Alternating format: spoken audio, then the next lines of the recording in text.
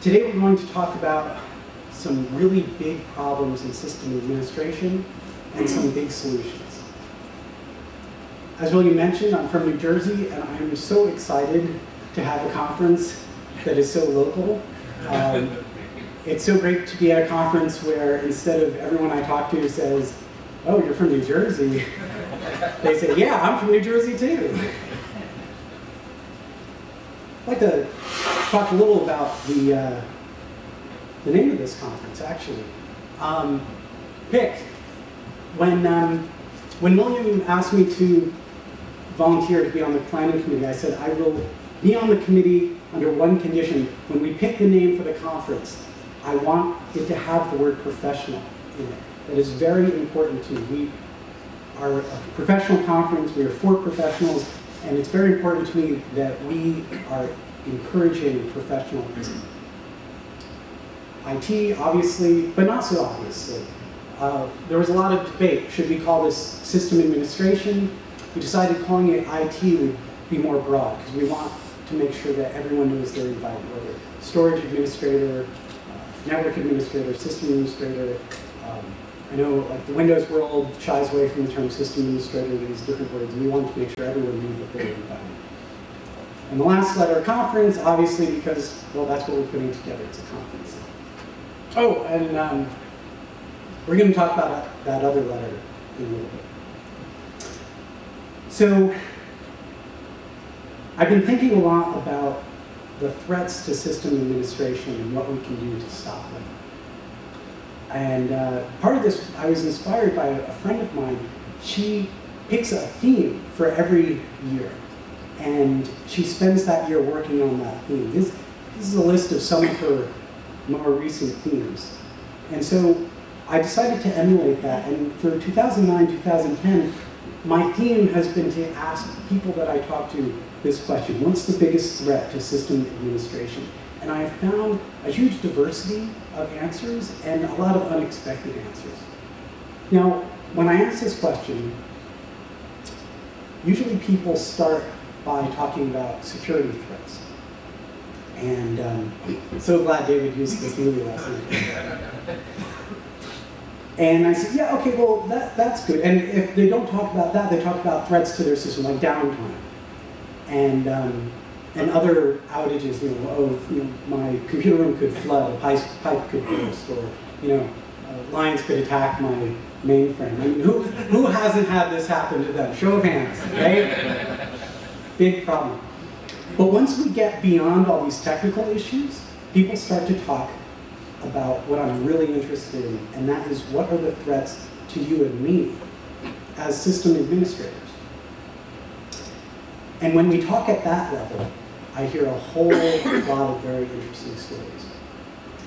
And these stories can be categorized as enterprise, personal, and professional. And that's what we're going to talk about. Let's start with enterprise. The threats to system administrators as the professional level can be summarized as what prevents us from being a great IT department. What are the things that prevent our organizational group from being great? I visit a lot of computer sites, a lot of companies, I talk to a lot of people, and I notice that so many of them are doing an excellent job.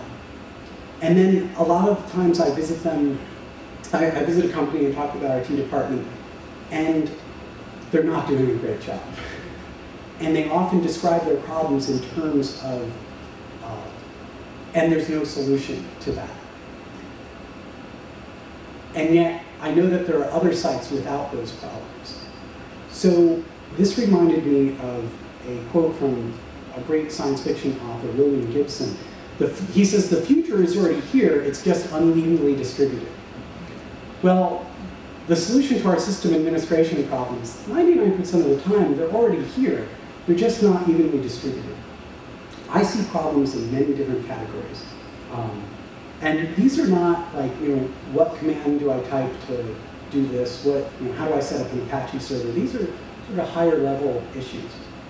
Let me go through 3 quick examples. In 2003, I quit my job and volunteered to work with this guy who was running for president. Now, their campaign was really known for doing innovative things for political organizing using the web. I can't take credit for any of that. I joined after all those great ideas came up. But I was working with the internal IT department. When I joined, I asked, so what's the biggest problem you're having? He said, well, you know, we're going to put a firewall between the different subnets here in the office. And we've been debating for like 3 weeks and we just can't get any decision on what we should do. And I said, well, you know, what do you have so far? And they just had a lot of discussion. And so I ended up having one-on-one conversations with each person. And each person told me the same thing. This is what we do, and everyone else disagrees with me. But I took notes and I realized they weren't disagreeing with each other. They were pretty much in agreement on most things. So at the next team meeting, I said, I'm going to help you with a tool that will help you come to a decision on this. And say, oh great, what's the tool? And they're expecting some open source package or something. I said, yes, this tool is a piece of paper. It's a grid. So we have these 4 networks, and we're trying to decide which networks should be able to talk to which networks. Now obviously, people on this one network should be able to talk to themselves, and through my conversations with each of you, I've determined that you're pretty much in agreement with all of these decisions except 2 remaining boxes. So first we confirmed that yes, we were pretty much in agreement there, and it came down to those 2 boxes. An hour later, we had decided what those 2 last boxes should be, and 3 weeks of debate was resolved in a half an hour. There's a lot of common tools that some sites know about, other sites don't. Another tool like that is Monitor. I'm always surprised at how many sites don't do any monitoring. I said this on a mailing list many years ago, and people keep quoting it. So it isn't a service if it isn't monitored. If there's no monitoring, then you're just running software. So what do I mean by that? If you are doing monitoring, if a tree falls in the wood and no one hears it, did it make a noise? Well, the system equivalent of that is if your file server died on Saturday and you're able to repair it before people come in on Monday morning, was there an outage? No, there wasn't. And you can, with good monitoring, you can prevent problems. Problems are still going to happen because computers break, but you can prevent them. You can fix them faster than the users can see them. Good monitoring increases your cyclicability. And as our networks grow bigger, it's more important to be able to know what's out there. The first time I set up monitoring, I did everything wrong. So let me just learn from my mistake. I tried to monitor everything in the world, and the machine didn't even have enough RAM to handle that much monitoring, and I was getting alerts from every machine in the building, and it was just a disaster. So let me recommend, if you're trying to bootstrap into monitoring, start small. Pick one server or one service and start to monitor it, then add rules as needed. Eventually, you'll be monitoring all your critical services, and then you can advance to the next level where you're trying to you're monitoring in terms of your SLA. You've defined some service level agreement, and you're trying to detect deviation from that service level agreement in time for repairs. Another thing that I see at some sites, but not others, is the ability to build survivable design. And this is predicated on our ability to decouple component failure from service outages. So in the old days, a dead component meant an outage. You have a file server, it has a disk. If the disk dies, your file server is down. A, therefore B. But in the modern day, we use a little bit of redundancy. We use RAID. One dead component does not mean an outage. The service keeps running. 2 dead components might mean that we have an outage. But hopefully we can repair that first outage, the first component, before the second component fails. This is all possible because redundancy. I mean, Moore's Law and other factors have made computers a lot cheaper, and we can afford this redundancy. And we do this in RAID. We even do this in networking. A lot of businesses now, every subnet has 2 routers connected to it. One router can be down for maintenance or for repair, and users still have service. There are many techniques like this, and The future is here already. It's just unevenly distributed. So William mentioned earlier that I've written a couple books, or co-written a couple of books. There's some pictures. The reason we wrote these books tells an interesting story. Christine Hogan and I wrote the practice of system administration, network administration together because we felt that we had been blessed by having great mentors. Everything we knew, we'd learned from our mentors. And we knew that so many system administrators are not so blessed.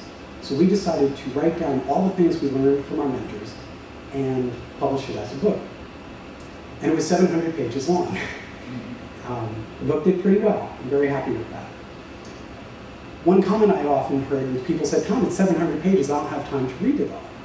And I started noticing this trend. A lot of system admins talk about not having the time for this or the time for that. You know, I've read the book, I don't have time to read the book, or I had time to read the book, but I didn't have time to implement the suggestions. So logically, my next book was on time management. Give people enough time to buy my books. Next one. Did I say that out loud? So the next book was a humor book, which the 24 people that bought it say it's fantastic, and we won't talk about that much. And then the fourth book is really the second edition of my first book, which had a more colorful cover, an additional 150 pages, and we introduced a lot of new typos that are totally confounding. Anyway, so I've been working on an idea for a new book, and in the description of this talk, it promised that I would read a section from this new book. So I refer to it as my untitled, unpublished, unwritten new book because I can't think of a good title, and this has been a debate back and forth between my publisher. I think it should be called Boring System Administration, but she says she doesn't think a book with the word boring in the title is really going to be a winner. So let me read you the first chapter. It's pretty short. It's called, What Does Boring System Administration Look Like? A couple of years ago, I had a really exciting week. We had a major server down. Our internet connection was overloaded to the point of being unusable. A salesperson told me that 10 minutes ago a VIP arrived and we need a machine for him. My phone battery died when I was expecting an important phone call. There was a line of angry users standing at my door, each one of them with an urgent request. It was very exciting. Oh, what I wouldn't give for a boring week. Here's what a boring day would look like. Everything is automated like clockwork. I just have to add new features to the automation system and fine-tune it. When a user needs something, there's a self-service way for them to get it. When a user needs my help, they file a ticket so the request can be prioritized and handled in an orderly way. Every service on my network runs with perfect uptime. The LAN and WAN networks run fine and are never overloaded. My manager understands my budget requests and approves them. That would be totally boring. I like boring. I like boring weeks, I like boring months. If I had a boring year, I'd smile so much my cheeks would hurt. When I was young, one of the things that got me hooked on computers was the joy of trying new things, exploring new software, learning new hardware. That's the good kind of excitement. The kind of excitement I'd love to have every day. Stuff like outages and angry users make my day exciting, but that's the bad kind of excitement.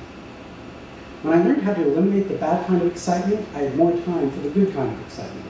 In other words, the key to being a happy system administrator, or the key to having a happy, exciting career in system administration, is to achieve a certain level of boringness.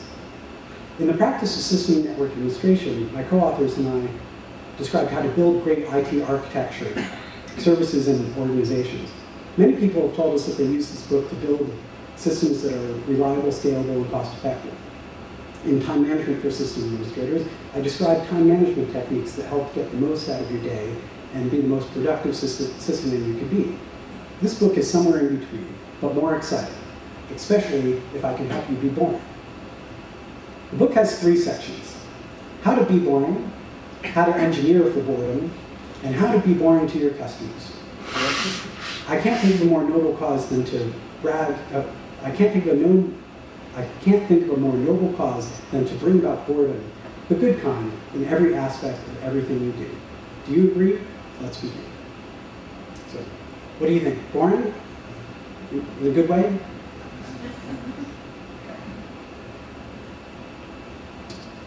So, if you forgive the ego trip, let me tell you about 3 fan mails that we've received from these books. One, the short version is, he said, we just had an outage that, thanks to a technique in one of your books, it lasted 10 hours shorter than it would have if we didn't know this technique. And that saved the company approximately $100,000. And that's a really awesome fan letter, because you don't usually get a fan letter that can quantify the value. Another fan letter I got was not from someone who had read my time management book, but from the system administrator's wife. She said that he had been working 90 to 100 hours a week. She never saw him, and then he read the book. And thank you for giving me my husband back. And the third fan letter I'd like to talk about is from a young woman in Japan who said that she wept when she read the practice because she thought she was the only system administrator with all these problems. And it was so good to learn that she wasn't the only one. And that really struck me. So we have these threats to system administration. At the enterprise level, the threats are related to the uneven distribution of knowledge, and the solution is education. Let's talk about the threats to system administration on the personal level. And the stories I hear in this category are the things that prevent us from having a long and successful career or happiness in our jobs. One person I talked to recently said, Tom, it's all about healthcare and health. I said, tell me more about that. He said, well, stress is a big problem for system administrators. I said, well, why are you stressed in your job? He says, well, I feel trapped. Well, why are you trapped? He says, well, I don't have a lot of job mobility. Why not? He said, I'm tied to my job because of my health care. I said, wow. So he actually asserted that the #1 problem that system admins could be working on would be the health care issue. And I said, well, tell me about this health issue. He said, well, we have very sedentary jobs. And so it's increasing the mass of ourselves. And I was very excited that as a scientist, he didn't say how much we weigh, but our mass, because that really goes a long way to preventing us from flying to the moon to just feel lighter. What a community we live in. Now, we joke about stress, but it's a serious health issue. And the media talks a lot about overweight issues. This is the new issue of The Atlantic. Weight and diet strongly correlate with chronic disease. According to it's a quote from The Atlantic, and the second half is from another article. Weight and diet strongly correlate with chronic disease. 60% of cases of type 2 diabetes result directly from weight gain. Diabetes accounts for $1.4 trillion in medical spending in the US each year alone. The National Bureau of Economic Research estimates that obesity rates will top 40% by 2020. That's a big issue. Being overweight is most directly related to this formula at the top. The calories in, energy minus energy burned, determines if you're losing weight or gaining weight. And a pound of fat is about 3,500 calories. So if every day you consume 100 more calories than you burn, in a little more than a month, you're probably going to gain about a pound. Or if you're burning about 100 calories more than you take in, you'll be losing about a pound a month. And portion size is a big problem in this country. Americans take in is often 4,000 calories a day. This, by the way, great graph. Search for Visworld fast food, and you'll see this amazing discussion of the fast food culture. Anyway, there is a lot of good news. The good news is all diets work. There's just a punchline. Now, there's tons of diets. Not all diets work, but the Journal of American Medical Association recently conducted a huge study of 4 major diets. And what it found is that they all worked if you stick to them. It's hard to develop a diet that works when you don't use the diet, but boy, figure that out and you really make some money. So it's all about compliance, which is something we in system administration know a little about. But when you're picking a diet, if you want to lose weight, the definition of best is sort of whichever one you stick with, right? Because if you pick a diet that you don't stick with, that's not going to be effective. So let me tell you my story. I have a yearly checkup, and one year my doctor warned me about cholesterol, and then he warned me about cholesterol, and then he warned me about cholesterol, then he warned me about cholesterol, and then he said, Tom, I need you to go on niacin. Niacin has this interesting side effect. It gives you hot flashes, which is something I thought that only certain women had. They're not named correctly. Hot flashes should be called, oh my God, the world is on fire. And it terrified me. It really terrified me. It scared me enough to buy a Wii Fit and start exercising. And after a couple months of exercising, I joined Weight Watchers. And I'm glad to say that a year later, I dropped 40 pounds. Or to misquote the Beatles, I'm not 4/5 the man I used to be. When I went back to my doctor, he thought he had the wrong chart. He couldn't believe it. And he said, Tom, I've been giving you all these warnings. What finally did it? And I said, well, one week of niacin, and I said, I can't do this. And I go, oh, what was that other thing that you recommended? Oh, yeah. You scared me into getting control over my weight. So just some more notes about that. When I bought my Wii Fit, a number of my coworkers said, oh, Wii Fit, that's hardly a workout compared to what I do in the gym every day. Well, congratulations, because for me, I tried, my workout regimen at first was, I'm going to do the first item on each menu, and that kicked my butt, seriously. I couldn't do a single push-up. I thought maybe, I'll start with like 3 push-ups and work up to 10. I was doing 0 and working up to 10. After about 3 months, I had to do the first 2 rows of every menu, and so just a little bit of work every day really made all the difference. I like to call it my 4W plan. The 4 Ws are Wii Fit, the next 2 Ws are Weight Watchers, and the last W is whiskey. If I'm going to spend, if I've budgeted for 6 points at the bar, or 6 Weight Watchers points at the bar, I'm not going to waste that on beer, I'm going to waste on hard alcohol.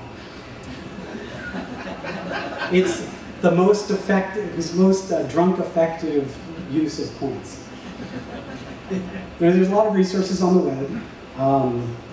Couch to 5K is very popular. It takes you from being a couch potato to being able to run a 5K marathon, or run, in 9 weeks. And you know that it's great listening to people that are on this because they say, oh yeah, I'm on week 3, day 2. Oh yeah, I remember that. I'm on week 5, day 6. Oh yeah, what was week 3? Oh, I remember week 3, day 2. Yeah, well, good luck with that. Interesting conversations. Anyway, it's a nice plan. I have a lot of friends that have gone through that. Also, a coworker of mine recommended You on a Diet, which really explained the biology of what's happening in your body as you lose weight. Anyway, so there's some resources you might look into. But where are we? So on the enterprise level, the biggest threats are the uneven distribution of knowledge, and we can solve that with education. On the personal level, the biggest threats are to our health and well-being. And there, education isn't enough. You need awareness that turns into action. So that leaves the biggest threat to us as a profession. And the stories that I hear in that category are the things that result in our profession being banned or restricted. Now that sounds a little crazy. Come on, Tom Note is going to ban our profession. Well, our profession is often restricted. But before we talk about that, let's talk about what is a professional. Let's get into some definitions. Now, when people talk about what is a professional, they often think in terms of, like, well, professional athletes, that means that you're paid. but that's sports. In most categories, a professional is a member of a vocation founded upon specialized educational training. So teachers, lawyers, doctors, and nurses, these are vocations that require specialized education. And that also describes system administration. Another way of looking at a profession is an occupation that demands a judicious exercise of power. Now that really describes system administration. I mean, we have the root password, right? That's power. And when we exercise it judiciously, we're acting in a professional manner. And when we fail to do that, that is when we fail. When we act judiciously, we earn people's trust, credibility. We are perceived as being educated and accountable. When we lack those things, problems start to happen. Our users work around us, management doesn't fund our projects, and CEOs look at IT as a cost, as opposed to something to be invested in to make their company run better. And also the media mocks us. I'm so glad that in David's presentation yesterday he showed that clip of Nick Burns, your company's computer guy, because that is, to me, the quintessential perception of system administrators. That's the perception we need to work against. And also, the government tells us how to do our job.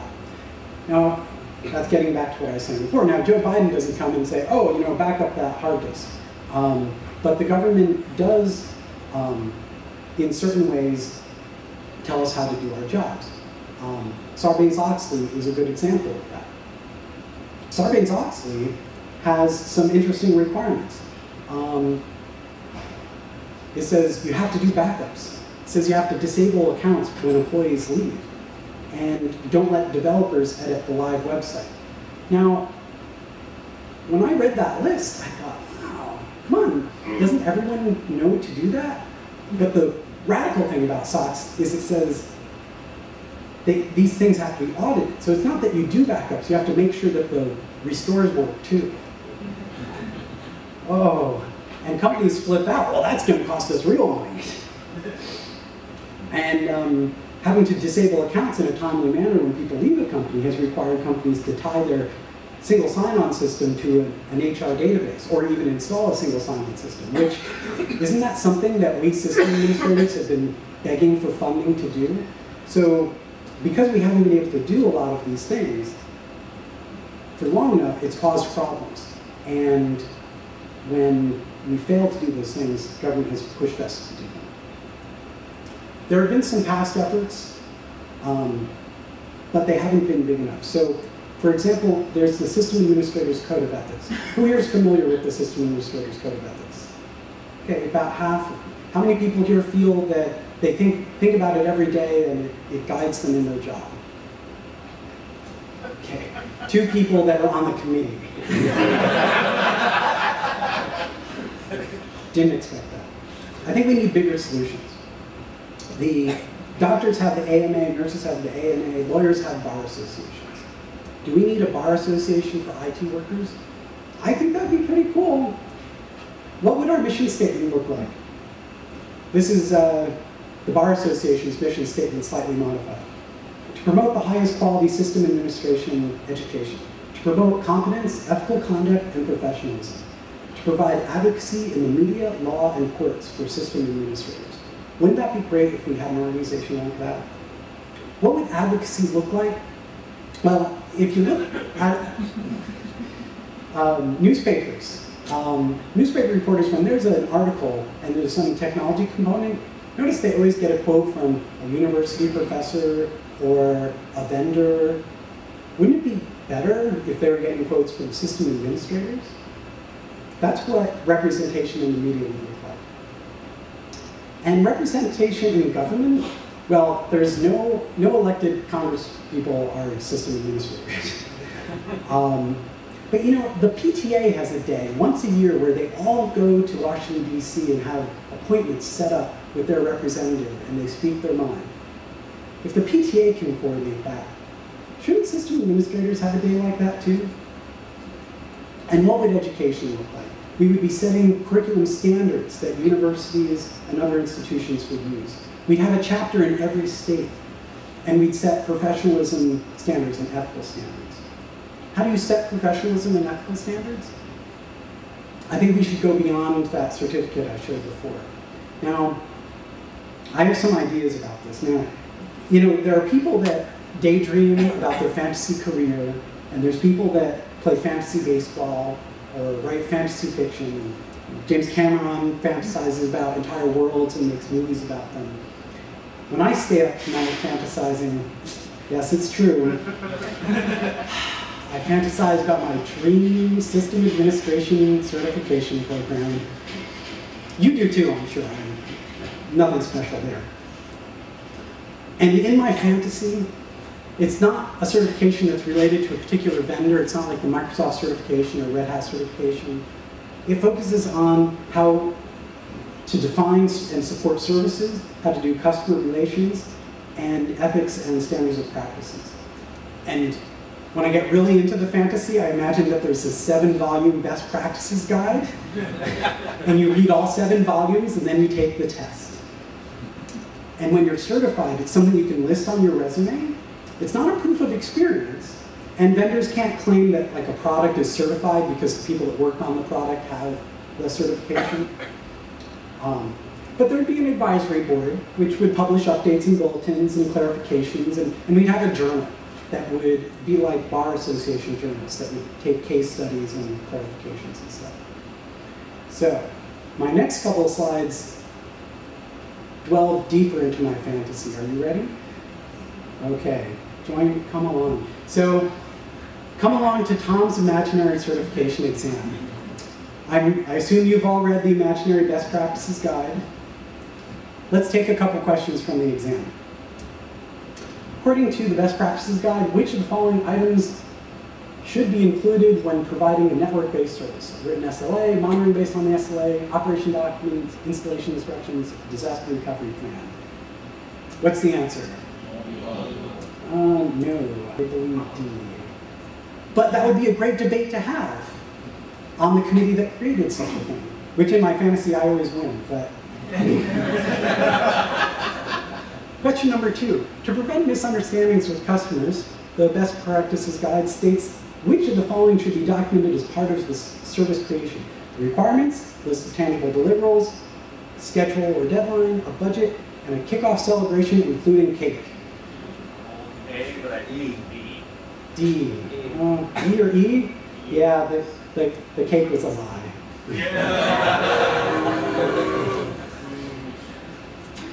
Which of these statements about RAID are not true? All RAID provides some protection of data.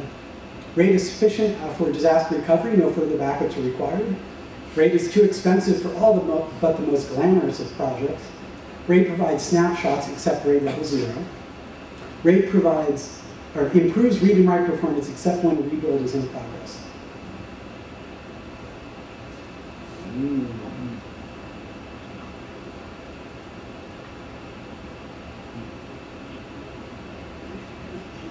Yes, it is E. And in my fantasy, in 2006, the journal published an update that said that RAID 5 is insufficient for 1 terabyte disks and larger, and all the members of my imaginary certification program were smarter than anyone else because they knew this fact. Question 4, you're collaborating with a customer to provide a new service. The customer specifically requests that no disaster recovery plan is included. The Best Practices Guide recommends that you respond. A, respond, okay, you're the boss.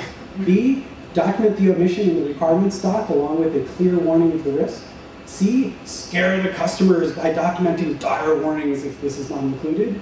D, inform the customer in writing that this is a bad idea. Or E, refuse to work with the customer. E? D? I'd say B. But you're all invited to be on the committee. Next question. Some product vendors certify designs on behalf of system architects. The vendor rejects your design, but you are so sure it'll work. The recommendation is that you A, pretend the certification was not requested, thus avoiding the issue. B, claim the vendor didn't understand my brilliant design and use it anyway. C, use the design anyway as long as you're confident that it'll work. D, work with the vendor to resolve the issue and gain approval. Or E, convince the customer to proceed with the design as long as I offer my firm offers a personal guarantee. D, yes. Notice a lot of these answers ended. Okay, just a couple more. So the best practices guide includes recommendations related to setting expectations. Which of these are not included or are not related to setting expectations? A help desk publishing hours of operation, help desk publishing scope of service, getting agreement on short-term and long-term budget goals, reminding people that your birthday is next week, or establishing an escalation procedure. There's a debate, is it C or D? If you took my afternoon class yesterday, you know it's D. Though there might have been cake. Practitioners with the certification can list the certification on the resume, list their certification when advertising consulting services, advertise that completed projects are TICE certified, or 4, brag about their certification status at singles bars. 4.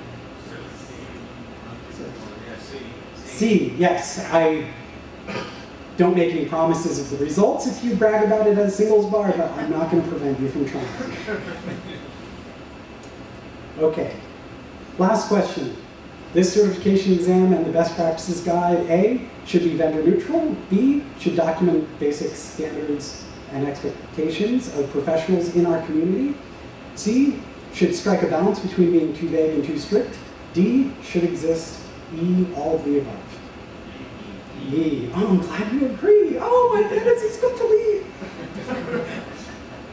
Okay, so in conclusion, at the enterprise level, our biggest threats are the uneven distribution of knowledge, and we can solve that with education. The personal level, the biggest threat is to our health and well-being, and that requires education, or awareness and action. And at the professional level, our biggest threat is to our credibility, and that requires visibility and advocacy. All 3 of these problems have solutions. And what do these solutions have in common?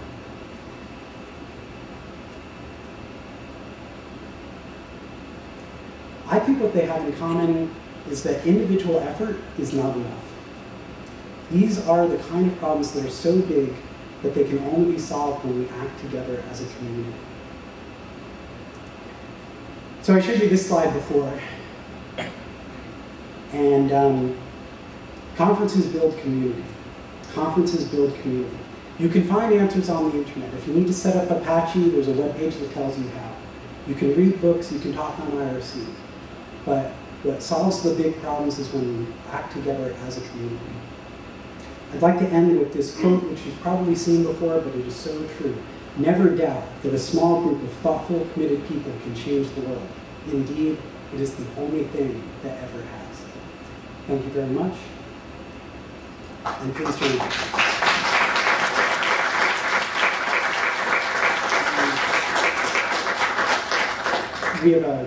We have time for Q&A, or? You got a half hour for Q&A. Okay.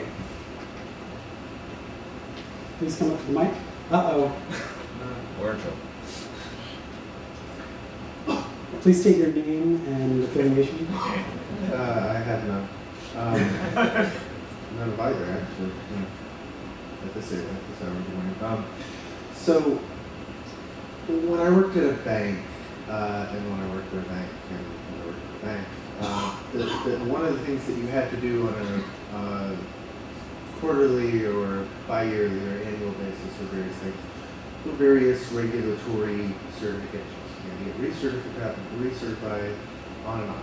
And because I was a system administrator with a super user by SEC regulations, I was considered a fully regulated, and so I had to go through the money laundering program. I had to go through the all the programs that traders would go through, because the idea was, well, theoretically, I could log into the trading machine, figure out how it worked, and execute trades, so therefore I'm a trader. So the certification questions read like, on page 3 of the guidelines, which of the following 6 items are not included, right? And you know, so essentially it was, can you memorize this document, and if you can, how good is your test taking skills, right? And when Sage attempted to do certification 10 years ago, we were looking at MCSE and a lot of the other certifications that system administrators look down upon very strongly. And we realized that the reason is that they were all of this type. They were, you could teach to the test because the questions were, and so we decided that we wanted to do a real certification where we would be really testing people. The problem with that, though, is that it is very easy to come up with questions to ask, but because the certification they're going to scale can't be given in oral form, you have to do it, in a standardized test format. You have to come up with not just a question and a correct answer, but 3 or 4 equally plausible incorrect answers, right? And you solved it by going back to the MCSE model of referring to a document. Right, which is, if you can sit down and memorize that best practices guide, then you can take that test. Right, and so the issue is, I think that Sage the Sage Cert group might have decided that, okay, we're not going to create a certification, despite that that's what people want us to do. We're going to step back. We're going to spend the next 5 years writing a 7-volume, everything you need to know about system administration, much too large to memorize for a test, and then write a test based on that. But, that's kind of like, okay, we need to invent wheat in order to make bread. Sure. So, and what part of that was your question? my question is, you're giving a fantasy. You said it was a fantasy, but how do you think that translates into reality? I mean, how does that? So how does that translate into reality? I think there's. First of all, I want to agree that this shouldn't be on page 37. What's the third item to do? Which I hear a lot of certifications are. Also, a lot of certifications. I've never taken a Microsoft test, but I'm told that a lot of them are, which menu item would you pick, and it's all about memorizing menus instead of page numbers. And I tried to role model something that was very different. Where I take this from is the old FCC certifications for like third-class radio operator, to be on the radio, which is a short book that you read, and questions that are in the form that are there. The trick there is, and you made the point that it's difficult to come up with incorrect answers that are possible. If you subtract out the humorous ones, yeah, that was the more difficult sides to me, but I think that would be the challenge. 75% of people who've gotten in the 99th percentile of the GMAT pass the LSAT and vice versa. Right? I mean, the two are completely different areas. Sure, but and that's okay. And you'd be happy with the lawyer operating on you because you did test it. Well, those exams are whether or not you could get into those educational programs. They're not at the end. The percentage of people that pass the bar exam that could pass whatever doctors, the boards, hopefully that is very low. And so that's an invalid. But those are practice exams, and that's what I think that's my point. Right. My point is that what we need are practice exams, not tests. Sure. Tests. Also, okay. So 2 other things is there's the rather than spending years writing these guides, we could adopt. I have not read the ITIL docs. But we could probably, maybe we don't need a certification. Maybe we encourage people to use that. It's a European standard that isn't well known in the US. That's years of work done for us. Next. Quick follow-up comment to what you were both talking about the questions, coming up with the plausible wrong answers. In the IT community, I don't think it's that hard to come up with the plausible wrong answers. Just Google and you'll find tons of them. Yeah, it's also, well, it's really easy to come up with plausible wrong answers when it's a math question. You know, a lot of the FCC exam is, do you know Ohm's law? And it's easy to have just very wrong math answers, or plausible but wrong math answers. So yeah, it is a challenge. But like with your rate question, lots of people don't really know, lots of people have misconceptions about rate. Right. And so some of those answers I think already write themselves for you. Mm-hmm. What are people's misconceptions? What are people already doing wrong out there that needs to be fixed? Sure. And those are all. Yeah, and if you can guess your way, if you can guess your way through an exam like this, then that probably means you're pretty good. So yeah, there's a long time. Why don't we give someone else a turn? The question I had was, why not cake? Why not cake? Seriously, because I work at a university, and the faculty have their faculty meetings that have, a catered breakfast, and the secretaries have theirs. We tend to have maybe a Christmas party, and that's it. And yes, we get, when those other meetings are over, the secretaries will often tell us, oh, hey, there's extra food left over here. Yeah. So I once worked at an organization that identified there's a sort of a security problem. People could potentially claim, hi, I'm the new sysadmin, tell me your password or something. So it was important to them that everyone met the new sysadmins. And when they would just send email out saying, so-and-so is our new sysadmin, please welcome him, that didn't help because in email you didn't know what the person looked like. So then they started having bagels and say, come to this conference room, there's bagels, and you get to meet our new sysadmin, and there'd be a brief introduction and bagels. So yeah, cake, bagels, gets people's attention.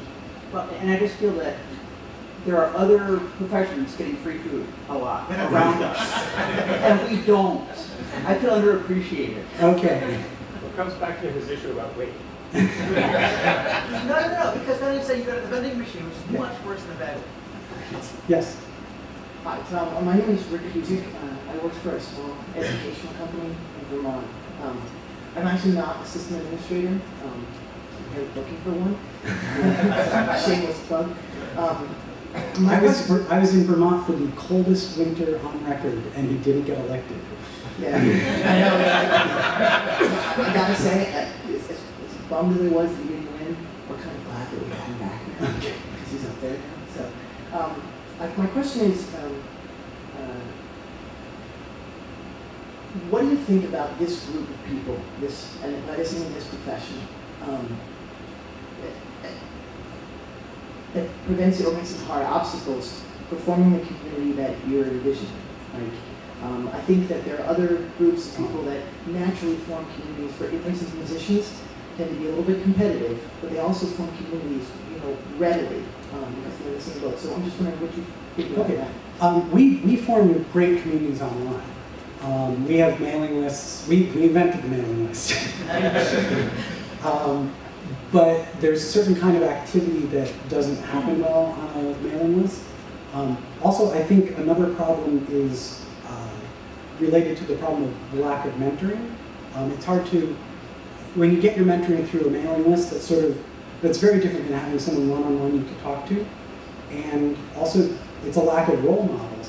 When you go to if we had university programs on that were equivalent to like law school, a big part of what you learn at law school is not the law, but the confidence and how to look lawyerly.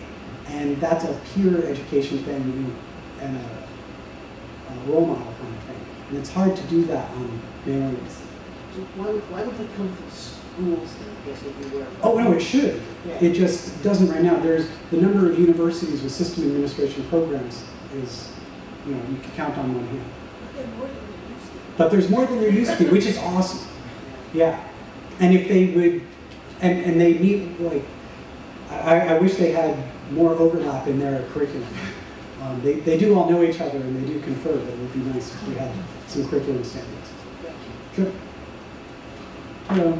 Hi, Tom. Thank you so much. That's mostly what I wanted to say. Oh. This is what we need. I want your slides. We need to have those. We need to have that analysis. You answered. Lois is on the lobster. Having also been on the SAGE certification committee, I've done and struggled through the attempt to generate. I'm just really excited about this. But the important thing is not the questions. It's not the hardness of the questions.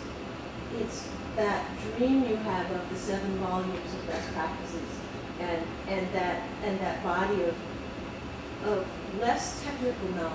I really think you've hit the nail on the head there. I just wanted to thank you. Thank you.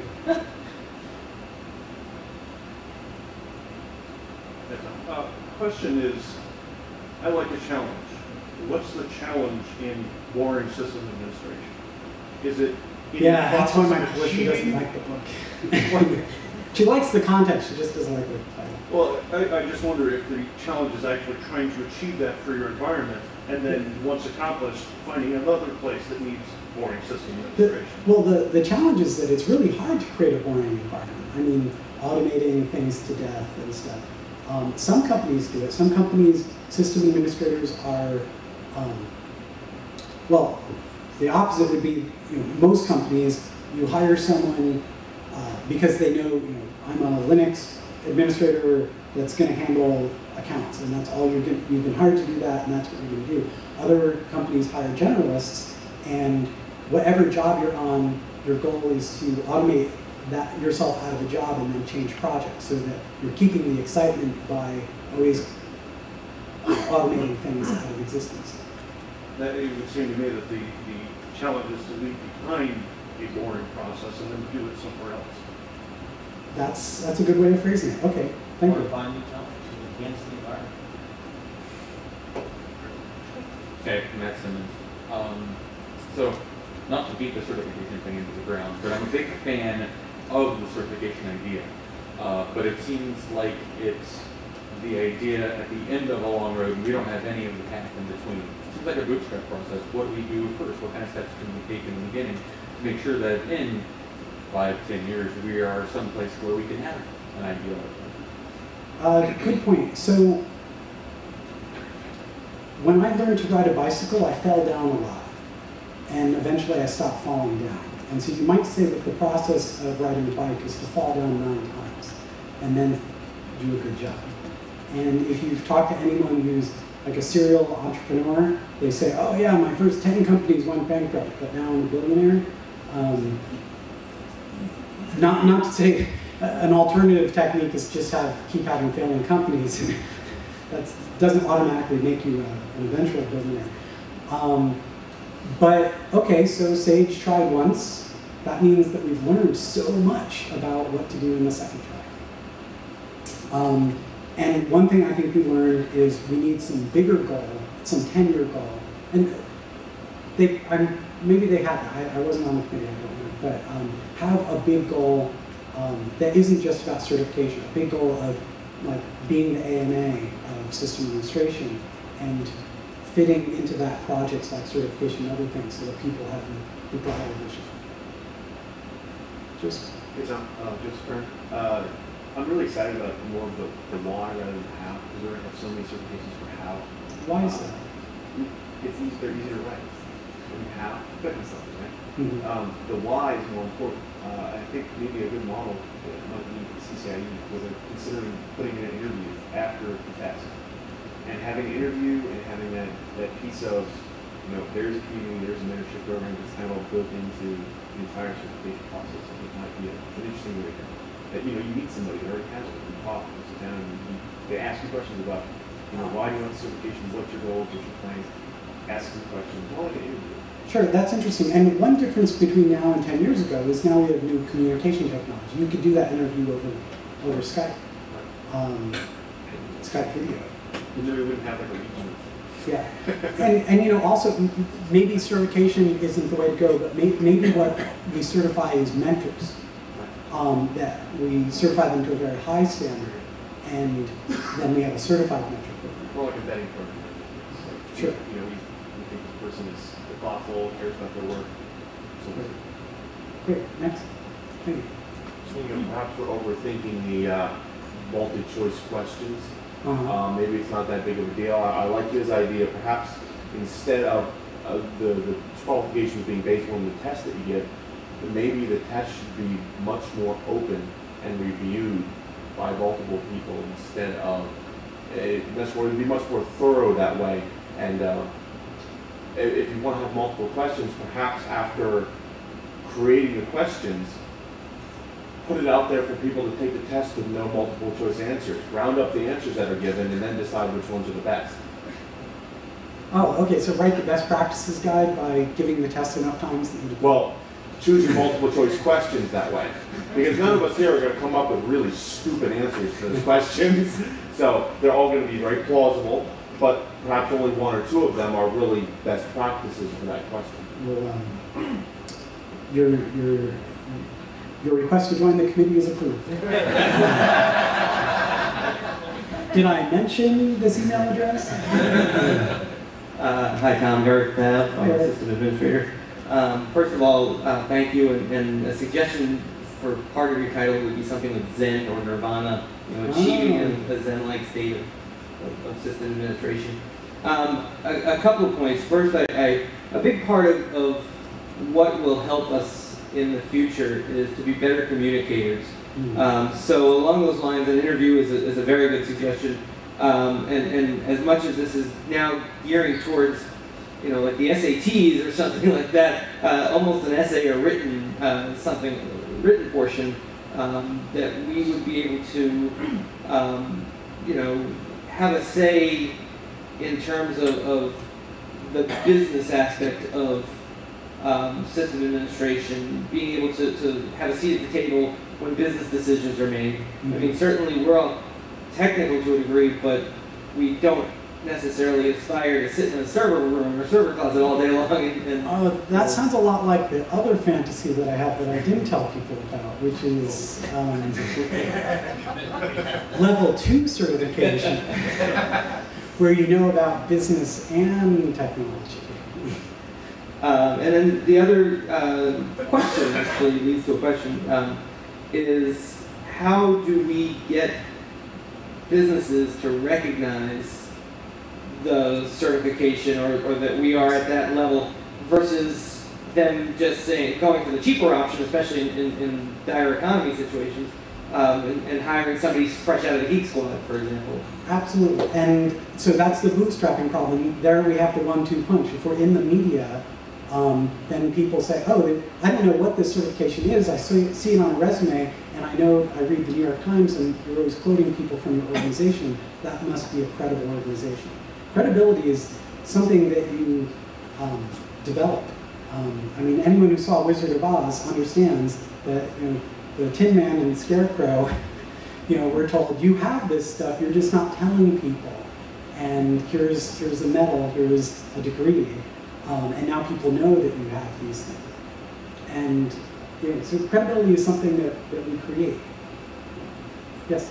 Hi, I'm Jolyn. And so with any certification comes certification classes, which I always found, like, oh, I want to learn Cisco class, but then you end up realizing very quickly in the class that it's not about learning. Cisco, it's about learning how to pass the Cisco test. Okay. And how do you see actually teaching people these things? How do you make a useful and actually educational class? Right. So for soft skills, studying to the test isn't as bad as studying to the test for like equipment certification like Cisco, because I would rather work with someone that knows that backups need to be tested, that is incompetent at doing the test, much more than someone who doesn't even know they should be tested. We're talking baby steps here. You know, so like I said, this is, it's not a proof of experience, but it's, you know, it's that you at least are aware of the issue.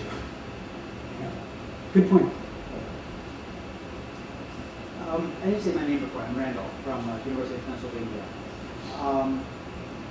Certification is a 13-letter word. Have you considered, as opposed to a 4-letter word, have you considered a different name for it? Because like the C11M. Hi, I'm Tom L7I.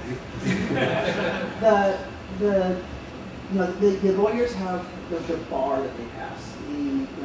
Physicians have the board. Teachers have the NTE. Mm-hmm. None of those have the word certification in them anywhere. Ah, okay. And I think. Yeah, I have not done anything about the name. The names are very important. One thing we learned about this conference is, to us, the name, oh, we don't care what the name is. It's all about the content. Well, actually, the name is incredibly important. It's what gets you in the front door. So you need serious marketing research to verify that the name we pick gets the impression that we want when an outsider hears it. I would submit that the internet has the word certification and it will be immediately received negatively. Sure. Yeah, and because computer certifications also often have a negative connotation, so good point, maybe we shouldn't use certification. Also, maybe we shouldn't use system administration. Someone I was talking to yesterday said maybe what we create should be not something other than system administrators. So system administrators are fine and wonderful, but we've created this new thing, professional, blah, blah, blah, technical executive, just making that up. And to differentiate people. I'm open to that. Another question. Are you familiar with the professional engineering exams? And, yes. Yeah, I could have done a whole 15 minutes on that. Okay. There's a great Wikipedia page about that, and there's a related one about failures or attempts to license engineering. I think that's what it's called, Wikipedia/attempts to license engineering, with a lot of great lessons learned about some disastrous results. But one of the things designed into that was mentoring. You could not actually take the PE until having worked with a licensed PE for 3 years or something like that. Yeah. So just a thought. Okay, great, thanks. Hello. Hello, my name is John Boris, the key demographics, and I work for the Archdiocese of Philadelphia. And it's odd is how fate, people that spoke before me, bring up what I was talk about. In my previous life, before I became assistant administrator, I was a maintenance mechanic at the U.S. Mint, the federal government. To get to that point, I had to spend 4 years as an apprentice with the Frankfurt Arsenal, learning how to be a machinist, which eventually it led me to be a mechanic, a maintenance mechanic, which in a sense, that's what I am as assistant administrator. Instead of maintaining rolling mills that roll out metal, presses that make shells, I maintain servers and computers that produce data and help people work. It took 4 years to get that. 4 years of what you call mentoring, working with a journeyman machinist, journeyman toolmaker, also taking classes 8 hours 1 day a week, and then the last 2 years, 12 hours per week in regular classes, as far as math, English, public speaking, chemistry, physics, engineering, drawing. We're actually, when I found out I got out of apprenticeship, we're actually college level courses I had no clue about. But the last 2 years of that was spent working with a journeyman machinist. I didn't know any of this stuff until I worked with them. Taking a course, going to a 4-year college about system administration. You come out of school, you have no clue what it's like to work out in the field. Maybe one thing that and I know that people put a connotation about being a mechanic or blue collar, it's like, put the crosses up, that maybe look back at something like that. One of the things that drew me to SAGE early on was because it was a guild, going back to what in the olden times, that it was where the journeymen were, where they went, you had to serve your time to be the blacksmith and all that. The same thing here. You have to serve your time as that. I don't like where I'm at, in my organization, there are no junior administrators. They would expect you to walk in and understand it. And I see it day in, day out. They come in with all these certifications, and I could walk up and pull a network cable out of something. They would have a clue how to backtrack and how to find that out. And they'll go everywhere around it. So maybe one of the things that the group should look at is trying to push industry to have these jobs, some sort of benefit. I was lucky to come out of high school that the federal government had an apprentice program. You know, I was lucky that my dad had no clue about sending people to college. He said, you're going to go to work, and you're going to take that. And put my college career off by 8 years. But the government was there and provided that apprenticeship program. So maybe if industry provided that more, or some sort of incentive, that you could bring somebody on that did go, you know, we'll say, took the classes, to know the bookwork part of it, but had the hands-on training about that. You know, all those little things. Yeah. So I mean, as long as I'm in the field, like I'm Windows challenged. If Windows have a problem, I go to one of our techs at high school and I say, you know, what the heck do you have to do with this? You're working every day. I know. I live in the command line. So maybe something like that is what they, you know, to go towards. Great. Okay. Yeah, that's. Thank you for the slides. Just a quick reminder: the federal government still operates as British employers. Oh, they do? It's in the military. They do everything within the same. So your apprentice, your journeyman, your factor. You go through training, you go through the exercise, you do all those things, and you learn it. There are models that exist. Okay, last two questions. It's funny, I think you have synergy in the group. Jim McGlashan was helping out until my boss said I couldn't for ethics reasons, which was really annoying. You mean conflict of interest? The ethics department called it conflict of interest, yes. So yes. We're not saying that Jim was unethical and couldn't be on our committee. No, I'd have to recuse myself for 3 years from any vendor relationships. So it's interesting you mentioned the journeyman apprentice programs and the craftsman. Last summer, I came very close to walking away from IT entirely and becoming a welding inspector. I ended up getting called to go work for Reserve, and I ended up returning to the career. It's more of a question for the community. How many people would like to be mentored in this room? And how many people would like to mentor in this room? Exactly. So we have Skype, we have Ovu, we have 65 different screen sharing and video sharing applications. Half of them are free. At the unconference, I'll give up a session. Can somebody please, anybody who's interested, we'll pick a time slot and let's talk about how to do mentoring. Cool. We have unlimited flip charts apparently. Right, but that's what I'm saying. Set up a flip chart. Yes. Finish the correct technical. the typo I made. Can we set up a physical sign-up sheet where somebody can put their email address and say, I want to be mentored, I want to be a mentor, and that way, even if somebody can't make the session, they can still, walk around and sign up and say. Absolutely.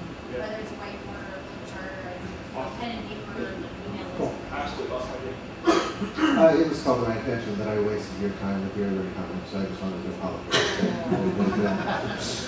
Apology accepted. Really, it's okay. We're having a good dialogue here.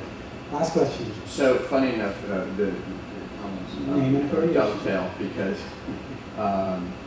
one of the things that wasn't talked about a lot in the questions was the mentoring aspect that was not discussed a great deal, and that's why I came up to talk about it a little bit, and I should plug my talk at 3:30 about mentoring. And it's exactly the whole reason I want. No. Oh, sorry, I'm Jesse Truxton on the Lops board.